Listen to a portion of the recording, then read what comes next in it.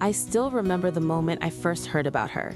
The woman on the phone spoke with a conflicted tone, as if she was trying to convince herself she was making the right decision. She said things weren't working out at home, that the environment she had hoped for wasn't what this little dog truly needed. There was a pause in her voice that said far more than her words ever could. When I finally went to pick her up, she held on to her a little longer than I expected. When I brought Nori home, she wasn't the energetic, joyful dog she is today. She was hesitant, almost fragile in the way she moved. Her tail stayed low, and she carefully examined every corner as if trying to understand where she was. During that first week, she barely made a sound. She observed everything, me, the house, even my roommate's dog, Lee. And then, almost unexpectedly, everything changed. It wasn't a gradual process. One day she was quiet and unsure, and the next, her entire personality seemed to surface all at once. This tiny Italian Greyhound turned into a whirlwind of energy. She didn't just run, she launched herself from one side of the room to the other like there were springs in her legs. Sometimes I genuinely can't keep track of her movements, and somehow she never crashes into anything. Living with her feels like nonstop entertainment. I work from home, and while I'm trying to focus on calls, she's racing around the house, squeaky toys going off one after another. For a brief moment, I might feel a bit frustrated, but it never lasts. I look at her, this tiny, ridiculous, joyful creature, and I just start laughing. Her bond with Lee is something special too. He's much bigger than her, calm compared to her endless energy, but she absolutely adores him. But Nori isn't just chaos. She's full of strange, lovable quirks. The first time I gave her water, I was genuinely surprised. She didn't drink it normally. She splashed it, licked at it, and somehow managed to spill more water outside the bowl than what was inside. Even now, I have to mix water into her food just to make sure she's getting enough. Some people have jokingly said that something might be off about her, but I've never seen it that way. She's not broken or strange in a bad sense, she's just different. There's a kind of intelligence in the way she behaves, like she's always thinking a few steps ahead. That, mixed with her playful chaos, makes her completely unique. Even the vet once smiled and said, "She's just a little unusual." What surprises people the most is how affectionate she is. She's not a distant dog. She needs closeness, real closeness. She burrows under blankets, presses herself against me. It takes her time to trust someone, but once she does, there's no distance left between you. Knowing that this tiny, fragile-looking dog depends on you, not just for care, but for comfort and safety, changes something inside you. It makes every small moment feel more meaningful. I've had stressful days where nothing seemed to go right.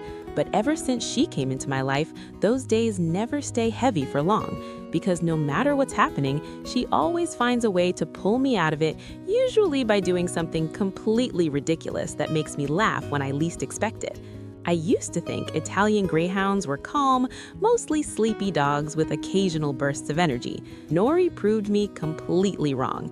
That day, I didn't just bring a dog home, I brought home something I didn't even know I was missing. For about 2 months, I kept seeing the same lonely dog in the exact same place. Every time I drove down that road, he was there, sitting quietly, staring into the distance as if he was still waiting for someone to come back for him. Each time I saw him, my heart broke a little more. People in the neighborhood had tried to catch him before. I had heard that many kind strangers wanted to help, but the moment anyone got too close, he would run away. Still, no matter where he wandered, he somehow always found his way back to that same spot. It felt like his heart simply refused to accept that the person he was waiting for wasn't coming back. One afternoon, I realized I couldn't keep driving past him like that anymore. My conscience wouldn't allow it. I pulled my car over to the side of the road and stepped out slowly so I wouldn't scare him. Instead of walking straight toward him, I sat down nearby and began speaking in a calm, gentle voice. I wanted him to understand that I wasn't there to chase him or trap him. At first, he kept a careful distance. His body was tense and his eyes were filled with uncertainty. But as the minutes passed, something began to change. He took a few cautious steps toward me, studying me carefully, trying to decide if I was someone he could trust. Hi, look how happy he is. Come here. When I finally brought him home, I saw a look on his face that I will never forget. The moment he stepped through the door, his entire body seemed to relax. It was as if he suddenly realized he was somewhere warm and safe again. He slowly walked around the house, sniffing everything, almost like he couldn't believe he was inside. When he finished his first proper meal, he looked at me with the most grateful eyes I had ever seen. Then I introduced him to my dogs. Who's a handsome boy? Who's a good boy? At first, he watched them carefully, unsure of what to do, but within a few minutes, his tail started to wag. Soon he was running, playing, and jumping around like a puppy discovering joy for the very first time. A side of him that had been hidden for so long suddenly appeared. Watching that moment unfold was truly magical. I was adopted when I was 4 years old. Because of that, I understand what it feels like to carry a quiet sense of loss and confusion. I know what it's like to wonder where you belong and whether someone will truly stay. When I looked into his eyes, I saw that same wounded feeling. In that moment, I was certain of one thing. If there was one person in the world who could help him learn to trust again, it was going to be me. So, little by little, day by day, we started healing together. I gave him patience, kindness, and love, and he returned it in ways even bigger than I could have imagined. The frightened dog, who once waited alone on the side of the road, slowly turned into a joyful, affectionate companion who follows me everywhere. Somewhere along the way, I realized something beautiful. I may have been the one who stopped the car and brought him home, but he rescued a part of me too. He helped heal that small, forgotten piece of my heart that once felt abandoned. By giving him a second chance, he gave me something just as meaningful in return. This home, this family, this life, they all belong to him now. This is his forever home.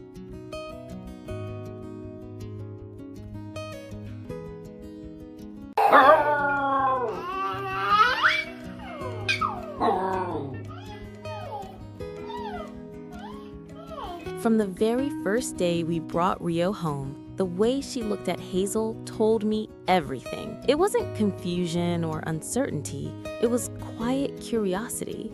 She studied her carefully, as if she were trying to understand how something so small could suddenly become such a big part of her world. The first weeks were a gentle adjustment period for both of them. They would sit close together, softly touching, learning each other's presence in the most natural way.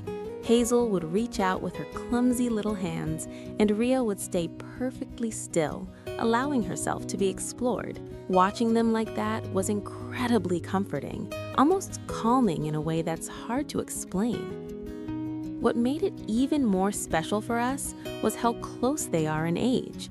We loved the idea that they wouldn't just grow up side by side, but truly grow together. And that's exactly what's happening. With each passing day, we see a bond forming that goes far beyond simple companionship. It looks and feels like a sibling relationship, messy, playful, and full of love.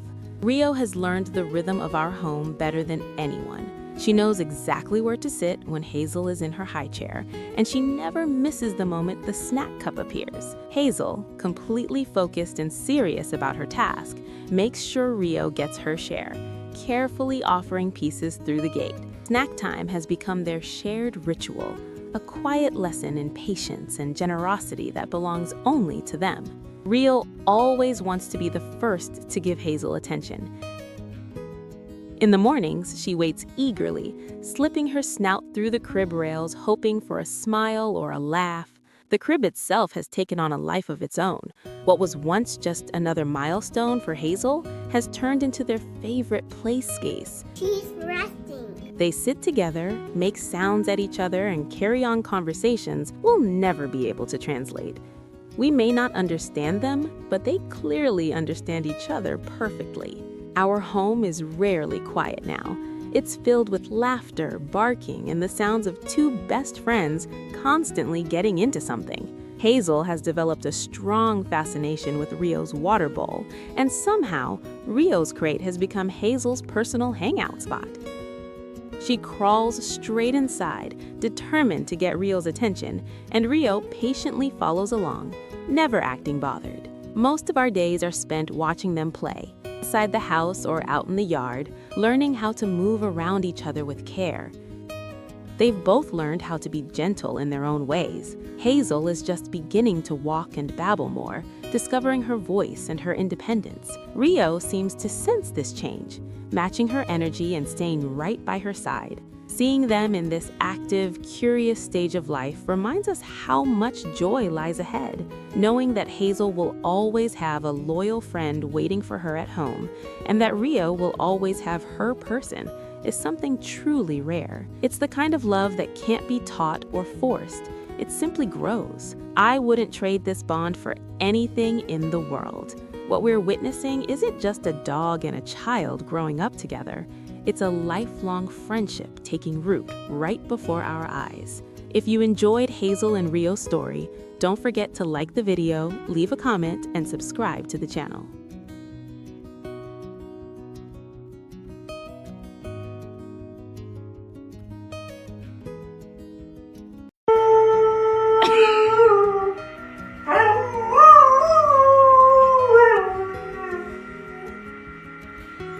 When Claude first came into our lives, he looked at us with a gaze that was both gentle and uncertain. It was as if he was quietly asking a question he couldn't yet put into words. What does it mean to belong to someone? He hadn't been raised as a companion. He didn't know what it felt like to be chosen, to be loved, to feel safe. In that moment, I realized we weren't just adopting a dog, we were introducing him to an entirely new world. I had always admired greyhounds from a distance, but I knew very little about them. In Australia, they have a bad reputation. In some areas, they are still required to wear muzzles in public. That image never felt right to me. I had a sense that these dogs were far more than what rules and labels suggested. Our journey led us to a rescue center in Tasmania called Brightside, a place built on patience, second chances, and quiet kindness. Claude's past wasn't dramatic, but it was lonely. Someone once imagined him as a racing dog, then lost interest and walked away. For nearly 2 years, he lived in an isolated paddock, out of sight and out of mind, till Brightside stepped in and offered him a way forward. From the moment we met him, Claude stayed close to us, never wandering far. There was no hesitation in him. Choosing him felt effortless, as if the decision had already been made long before we arrived. Bringing him home came with its own lessons. Claude didn't respond to his name because no one had ever spoken it with love before.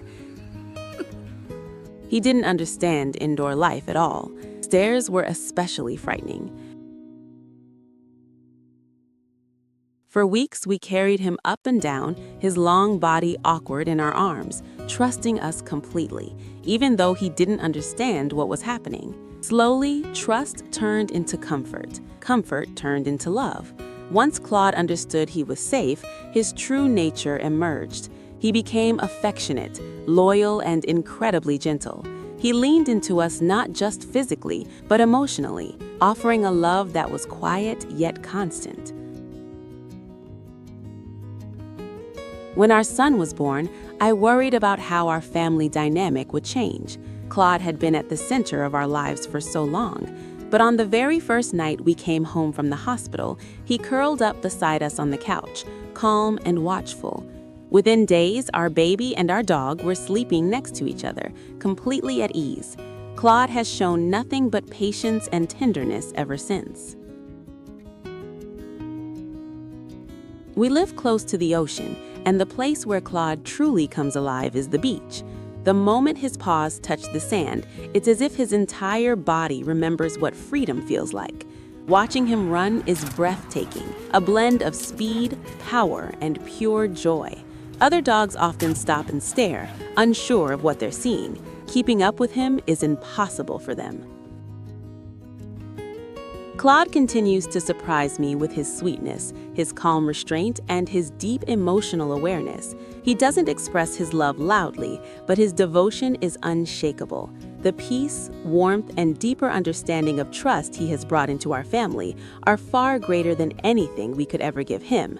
By rescuing Claude, we discovered that he was the one who truly rescued us. If Claude's story touched your heart, please like this video and don't forget to subscribe for more stories like his.